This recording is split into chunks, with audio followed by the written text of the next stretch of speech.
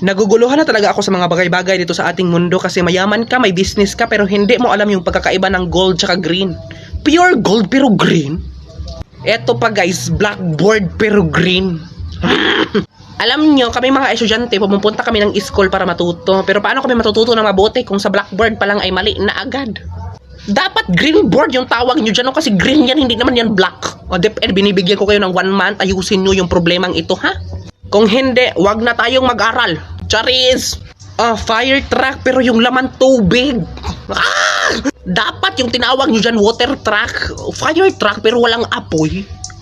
Lemon square daw pero circle. Ginagago nyo ba kami, ha?